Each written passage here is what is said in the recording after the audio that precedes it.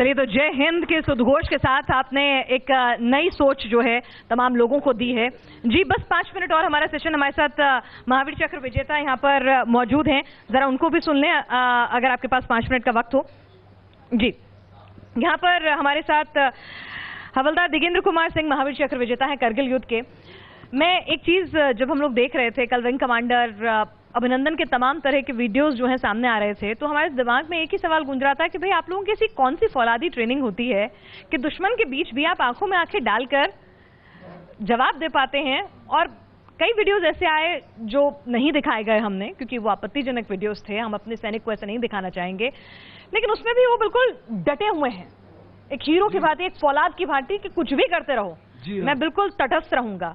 और आपने तो करगिल युद्ध में वो करके भी दिखाया। तो ये कहां से इतना फौलाद जैसी सोच और ट्रेनिंग कहां से आती है? भारत माँ की मिट्टी से। और जो माँ पैदा करती है उसके शरीर से जो दूध पीते हैं ना, उसमें मेरी माँ यही कहती कि बोले बेटा तूने किसका दूध पिया है? मेरे को स्वतंत्रता सेनानी फ्रीडम फाइटर की बेटी का दूध पिया है जो शहीद हुआ था। और मैं उसका बेटा हूं जिसने 1948 में चौधरी शोधान सिंह प्रचारी का बेटा हूं मैं, जिसने 1948 में दुश्मनों के दांत खट्टे किए थे और 5 गोली लगने बाद में मेरे को 1969 में पैदा किया था।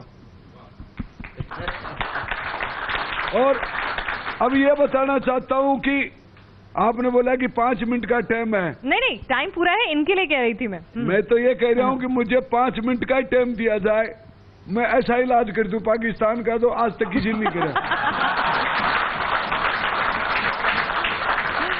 ये कहता है कि मेरे पास परमाणु है, चला के तो दिखा।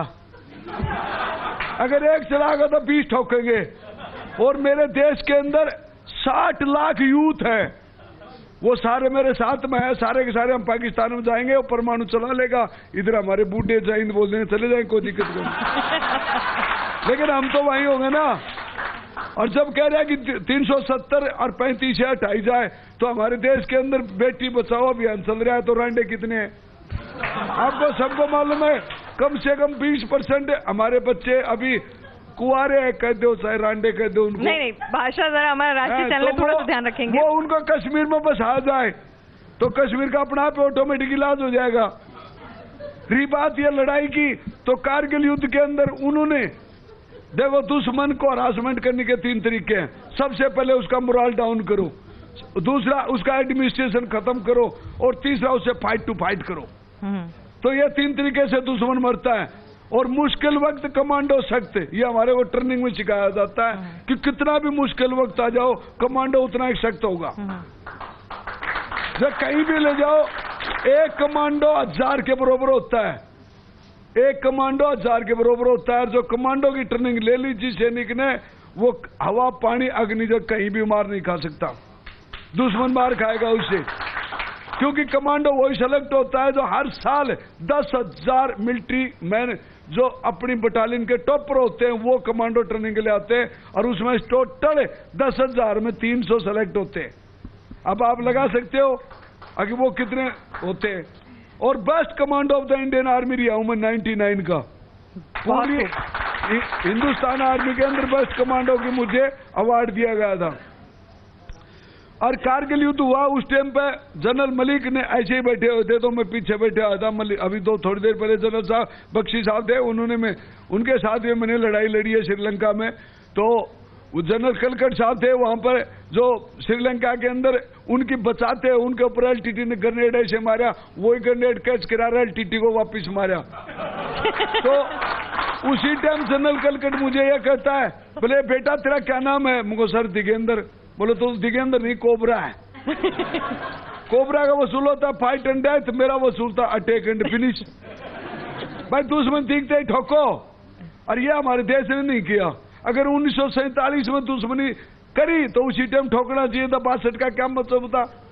फिर 65, 71 और कारगिल का क्या मतलब था? जब दुश्मन दिखता उसी टाइम दुष्ट को तो पेट में ही मार देना चाहिए। ये चाणक्य नीति बताती है।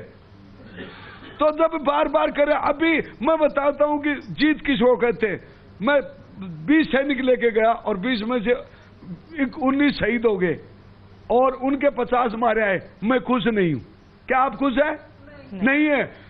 अपने आप को बचाते हो दुश्मन को मार करके दी जगह पर कब्जा करना सबसे बड़ी बहादुरी है। यानी कि कम नुकसान और दुश्मन का ज्यादा नुकसान, उसको विजय कहते हैं। कारगिल में हमारे 596 शहीद हुए थे और उनके 800 हुए थे। और विजय दिवस हम भी मनाते हैं, लेकिन वो तो नहीं मनाते क्योंकि वो हार गए। और वो विजय दिवस कभी मना ही नहीं सकते, उनकी सोच ही घटिया है। मैं सबसे एक अनुरोध करता हूं, देश के प्रधानमंत्री जो काम किया ना, सबसे पहले मिसाइल ठोका है। जो बिहार में से ठोकेगा तो लाहौर में जार पड़ेगी, रावलपिंडी पे पड़ेगी। हमारा क्या लग गया, इतने तो पटाखे फोड़ देते बच्चे है? उनका नुकसान होगा। पानी बंद किया जाए उनका, जितने भी नदी पानी बंद किया जाए। मैं कहता हूं, मैं राजस्थान का रहने वाला हूं, मेरे गांव में पानी नहीं है और पाकिस्तान पानी पी रहा, लड़ाई मैं कर रहा है देश के लिए। ये कौन सा इंसाफ है? बताइए मुझे कि जो योद्धा जो लड़े हैं वो उनके लिए तो पानी पीने के लिए नहीं, और जो मारने वाले थे उनके लिए नदी चला रखी आपने। कौन सा समझौता है ब्लड? ये कौन सा समझौता हुआ? मैं पूछना चाहता हूं देश के प्रधान चौकीदार से कि पहले पानी बंद करो, क्योंकि जब दुश्मन होगा उसको घूंटी नहीं पिलाते। आप किसी से दुश्मनी कर ली, किसी घर गए हो, बोले मैं तेरा पानी भी नहीं पीऊंगा आज के बाद में, वो साला हमारा क्यों पी रहा है पाकिस्तान? उसका पानी बंद किया जाए और उसके बाद में उसके साथ वो जैसे हमारे साथ में किया ना जी, वैसा बर्ताव किया जाए। अभी मैं आपको बताता हूं कारगिल की दास्तान, छोटी सी। ये बातें तो जनरल बख्शी बता देगा, मैं क्या बताऊंगा। चलिए, हाँ बिल्कुल। आपको महावीर चक्र किसके लिए नवाजा गया, हम चाहेंगे कि वो भी आप बताएं ताकि आपसे प्रेरणा ले सकें। ये बताना चाहता हूँ, कारगिल 1999 में 1 जून को हमारी बटालियन 2 राजपूताना राइफल्स, जिसमें विजयन थापर की मां थोड़ी देर पहले यहाँ बैठी थी, उसके बेटा का गुरु मैं हूँ, उनका इंस्ट्रक्टर मैं हूँ। जो विजयन थापर वो लड़का था, वो बोलता गुरु जी मेरे को ऐसा तरीका बताओ, आप कमांडो इंडियन आर्मी के टॉप पर, कि लड़ने का तरीका बताओ। मैंने उन बच्चों को वही सिखाया था। मैं इंस्ट्रक्टर हूं मेरी बटालियन 2 राजदीप का, जो मैं कमांडो ही तैयार करता था और आज भी करता हूं। आज रिटायर होने के बाद मेरी बटालियन जयपुर है, लेकिन मैं वहीं जाता हूं। मैं मेरी बटालियन में आज भी बच्चों को मोटिवेट करता हूं कि मर्द एक ही बार मरता है और ना मर्द डेली मरता है। सुबह मरता है, शाम मरता है, और मरना निश्चित है। ना मेरा दादा जिंदा, ना पड़दादा जिंदा, तो मरना तो मेरे को भी है पक्का, कन्फर्म है ये तो फिर बात रहे क्यों?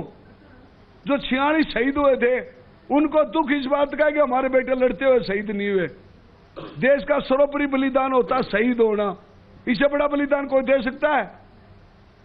तो मेरे बाप के 5 गोली लगी थी तो मेरे बाप एक ही बार कहता था, बेटा वीर भोग्या वो सुंदरा, इस धरती का ना वो सुंदरा है, इसमें वीर ही स्वाद ले सकता है। कायर तो बैग ठाते भी रहोगा, स्कूल में जाते भी रहोगा, टेस्ट आकर और रब बोलो बाहर मर गा जब भी रहोगा है।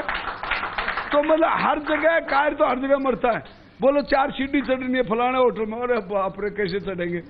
और जब ताज में इसको चढ़ना था तो इसने नहीं देखा, तेवतिया नहीं देखा कि मुझे गोली लगेगी, इसलिए कहा कि ठोकूंगा, और ठोका इसने। अपना जैसा तरीका, जैसा दिमाग आता है वो से ठोकता है। तो आपने करगिल में क्या करा था? थोड़ा सा बस वक्त की कमी है तो आप बता दें। हाँ, वो भी ताकि लोग अपने देश के पास भी कमी है, क्योंकि जब पंडितों को बाहर निकाला तो अभी तक उनको वापस नहीं बसाया। वक्त कहाँ है? आपके दिल में बहुत गुबार है। और कश्मीर से पंडितों काट दिया उनके बाग बगीचों पर और उन्हें कब्जा कराया, वक्त कहाँ है बेटा? है अभी अभिनंदन को वापिस लाया, पूरा देश झूमा उठा, बोले बहुत अच्छी बात है। और हम भी कहते हैं अच्छी बात है। वो क्यों छोड़ा उसने? क्योंकि उसका टेटवा चारों तरफ से बता दिया, पाकिस्तान को आगे पीछे से बीच रह गया अपन ने। लेकिन कह रहे मोदी जी पीछा रखो, और बीचने के बाद जब मुट्ठी खुले ना तो वो साफ होना चाहिए पाकिस्तान। बस यही बात है, लड़ाई बंद नहीं होनी चाहिए। मैं कहता हूं लड़ाई होनी चाहिए, कैंसर का रोग है। जब मैं कारगिल लड़ाई के अंदर वो 44 हमारे 44 शहीद करे थे, मैंने तो 48 मार रखे कारगिल में। हाफ सेंचुरी में 2 की कमी है ही ना, तो उसे 48 पाकिस्तानी टपका रखे कारगिल में। तो उस सोवलिंग के ऊपर जनरल मलिक ने यह कहा था कि ये तिरंगा झंडा फहराने वाला कोई कर्णबली है इस धरती पर। मैं को जनरल साहब, हिंदुस्तान की धरती में करोड़ों जनरल है, करोड़ों कर्णबली है जनरल साहब। बोले वो कैसे? मुझको नाम बदली हो रहा भाई, कौन वही है? अगर मैं गलत कह रहा हूं तो बताओ मुझे। तो बोले बोल बेटे तेरे क्या प्लान है? मैं तोलोलिंग पे झंडा मैं फहराऊं। बोले कैसे? मैं 14 घंटे में पीछे से रस्सा बांध के तोलोलिंग पे इंडियन आर्मी के 3 हमले होते, जिसमें एक बटालियन के 18 बेटे, एक के 22 एक के 28 शहीद हो गए थे, और कईयों की डेड बॉडी तो ऊपर पड़ी थी। उनकी 5 नॉर्दर्न लाइट इन्फेंट्री बटालियन थी, और उनका कमांडर था मेजर अनवर खान, जो पाकिस्तान की 5 नॉर्दर्न लाइट इन्फेंट्री का कमांडर था। वो तोलोलिंग के ऊपर बैठा हुआ था, और कहते हैं हमारे पेपर में भी यही आती थी, घुसपैठी ब्लडी घुसपैठी। भारतीय सेना से कितनी देर मुकाबला कर सकते हैं? करवा के दिखाओ मुझे। 6 महीने ट्रेनिंग देने वाला कितने भी पाकिस्तान का 6 महीने ट्रेनिंग दिखाओ, अकेला ही पढ़ू मैं। कर्नल साहब ये जवान 3 और वहां का 3000 बराबर है। फौज का मुकाबला फौज ही कर सकती है, टैंक को टैंक ही बर्बाद कर सकता है, मिसाइल को मिसाइल ही, और रॉकेट को रॉकेट ही, फाइटर को फाइटर ही बर्बाद करता है। अगर वो फाइटर नहीं होता अभिनंदन के पास, तो वो फाइटर को कैसे बर्बाद करेगा? इंसान को इंसान ही मार सकता है, तोप मुझे नहीं मरता कभी। तोप खुड़का करती है, वो आप दो अपनी तोप बरसरी है, हम जानते हैं। तोप का एक गोला जहां पड़ गया वहां जाकर हम बैठ के बीड़ी पीते थे। मारे जाओ, कितने मारोगे? तो लड़ाई का अभ्यास होना चाहिए। दूसरा बात यह कहता हूँ, सोलोलिंग पे 14 घंटे मेरा साथ बांध के मेरे साथ में 9 साथी लेकर के, मानता हूँ बेटा तेरी मजबूरी मैं बता भी दिया था, लेकिन मैं ये बताना चाहता हूँ कि तोलोलिंग के ऊपर जब मैं जाने लगा तो मेरा कर्नल रविंद्रनाथ जो बटालियन कमांडर था, वो बोलता है कोबरा मेरे बेटे बोल क्या करना है? मुझे साहब सुबह तोलोलिंग के ऊपर मिलेंगे। बोलो जनरल साहब से बात करें एक बार। मुझे हाँ बेटा। बोले बेटा तोलोलिंग पर सुबह झंडा फहराता है तो तेरा नाश्ता मैं खुद लेके आऊंगा। मलिक साहब ने कहा, मुझे साहब फिर तो मौज होगी, जनरल के हाथ से खाऊंगा कल सुबह नाश्ता है। तो ये तो खुशी के पल होते हैं, लेकिन दुख भी होता है साथ के साथ। जब मेरे 9 साथी कमांडो सुबेदार भवरलाल भाकर, सुबेदार सुमेर सिंह राठौड़, सीएचएम यशवीर सिंह और सुल्तान सिंह नरवारिया, मेरे 9 कमांडो जो वो भी ब्लैक हेड कमांडो थे, जो मेरे से भी तगड़े थे, जो आज इस दुनिया में नहीं है, दुख है। तो उन्होंने बोला कोबरा तेरी प्लाटून है, ये कोबरा टीम, क्या इरादा है? मुझे सीनियर तो तुम सब हो, मैं कहां से बन गया सीनियर? बोले कोई बात नहीं यार, तू बता क्या करना है? मुझे पहले बैंकर को मैं बर्बाद कर दूंगा। तो बहुलाल बोलता दूसरे को मैं, तीसरे को, ऐसे हम 10 के 10 डिटेल हो गए। और जैसे ही तोलोलिंग के ऊपर चढ़े तो उसके ऊपर हमारी बिफोर्स गन वगैरह सब फायर कर रही है।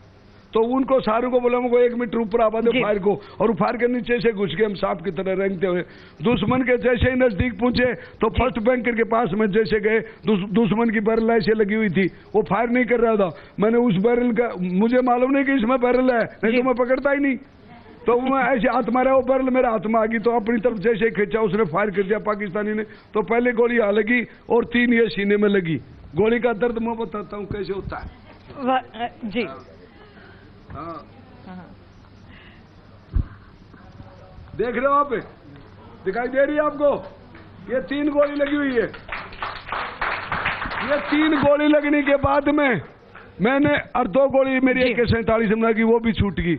छूटते मैंने सोचा मोरे मालिक मैं एक योद्धा हूं, तूने मेरे हथियार खोस लिया। लेकिन आप सबको बताना चाहता हूं, अपने बच्चों ये बोला, जो खुद की रक्षा नहीं करता उसकी भगवान नहीं करता, और जो खुद की करता है उसकी भगवान जम के करता है। मैंने हैंड टू हैंड ग्रेनेड निकाला और उसकी पिन काटी 1 और 2 और लाडू की तरह भीतर रखा दिया उस बैंकर में। जैसे ही अंदर बैंकर, वो दीवार मोटी थी पत्थरों की, उसके अंदर ठोका, ठोकते मैं वहीं लेट गया। लेटते अंदर से हवा बड़ाम दे फटते अंदर, अल्लाहू अकबर का फरकाट एक मुझको मरिया तो है, चाहे एक भी मरिया हो भाई।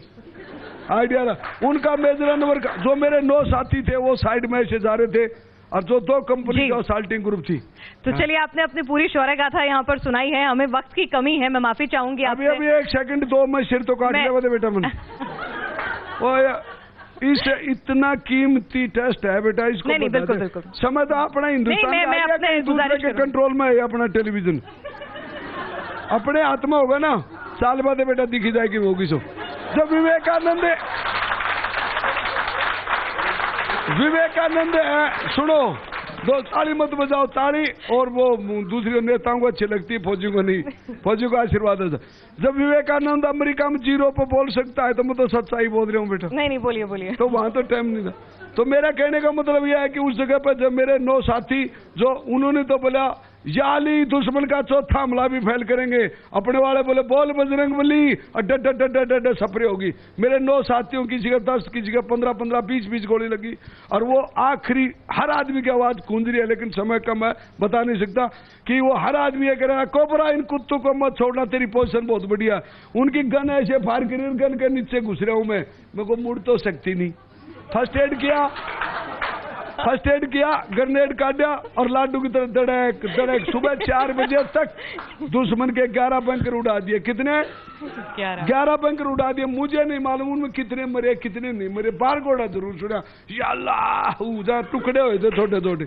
उनका मेजर अनवर खान ऊपर बैंकर के ऊपर बैठा था, 2 चमचू से फायर कर रहा था। आप बोला हिंदुस्तानी कुत्ते बाहर निकल, मुझको मैं के कुत्ता हूं, बाहर निकलूंगा भाई। तो उसके बाद में मेरे दोस्तों, उसके बाद में पीछे चढ़ के मेरा लहसराग बच्चन सिंह का साथी उसकी एलएमजी लेके जैसे ऊपर चढ़ते मोहम्मद अनवर खान संभाल, हिंदुस्तान का सिपाही पीठ पे गोली नहीं मारता। और मैंने जैसे उसका गोली फायर करी, उसने अपनी पिस्टल काटी, दड़ वो गोली मेरे यहाँ मारी।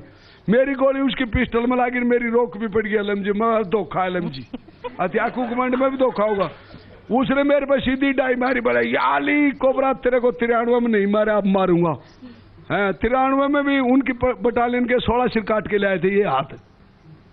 हाँ, ये सर्जिकल स्ट्राइक की पहली फाइल इस बॉडी से पड़ी हुई है, आपको बता दी हुई है बात।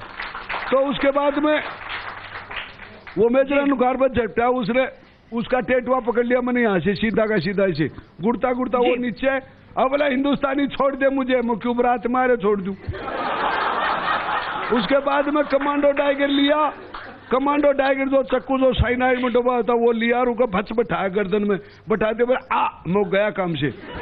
उसकी मुंडी काटी, मुंडी काटने के बाद में भारत माता ही से बोली तो अमेरिकी सैटेलाइट में मेरी कमांडो वाली डाडी वाली फोटो आ गई, जो गूगल पे आप देखना, दिगेंद्र कुमार सर्च करे, कमांडो वाली फोटो है मेरी। बिल्कुल। और उसके बाद तो आपके बारे में और पढ़ना पड़ेगा। उसके बाद में उसको बॉडी के ऊपर लिया, लेने के बाद तिरंगा झंडा काटा और पत्थर का सारा लगा, उसी बॉडी में काट दिया तिरंगा झंडा। ये वही हाथ है। देश का प्रधानमंत्री जब आया, मेरे को अटल बिहारी वाजपेयी ने आकर के श्रीनगर हॉस्पिटल में जैसे मैं उतरा, वहां से उठाया तो मेरे 3 थप्पी मार के बोलता, वारे मेरे बेटे करण बल्ली तने 48 मारे। मुझे है मन तो मेरे ही बोले तने 48 मारे, हाफ सेंचुरी में 2 की कमी अभी तक नोट आउट है। मेरे को उसका 2019 में पूरी हो जाएगी। तो मैं ये कहना चाहता हूँ कि हाँ, सेंचुरी बनाएगा, ये गारंटी है, आपका आशीर्वाद दिया। देखो हमारे बच्चे कितने टैलेंट होते हैं। मैं अब आपसे माफी चाहूंगी क्योंकि वहां से मेरे दफ्तर से लगातार मुझे कॉल आ रहा है कि अब मेरे कान में आवाज आ रही है। हाँ। यहाँ पर आपकी सर्जिकल स्ट्राइक तो रुकेगी नहीं, लेकिन मेरे को यहाँ पर थोड़ी देर के लिए सेशन को रोकना होगा। बेटा मैं तो यही कहना चाहता हूँ, तू टेंशन मत ले। नहीं, मुझे लेनी पड़ेगी, मैं फौजी नहीं हूँ। टेंशन को पाकिस्तान को लेने दे। चलो मैं टेंशन नहीं लेती, छोटा सा ब्रेक ले लेती हूँ। आप थोड़ी देर के लिए रुकते हैं और हमारे इस सेशन से यकीनन जोश आया है हम सब में, और जो बेबाकी से आपने बातें कही वो सुनी है, यकीनन हमारे लिए प्रेरणा का स्रोत बनेंगी। चलो आज आप लोगों ने इतना समय देना, फौजियों ने कौन टेलीविजन पे बुलाया है। चलो शुक्रिया आपका, फौजियों को बुलाने लगे। शुक्रिया। बहुत अच्छी बात आपने हमारे को बुलाया, बहुत बहुत धन्यवाद। सबको जय हिंद, वंदे मातरम। जय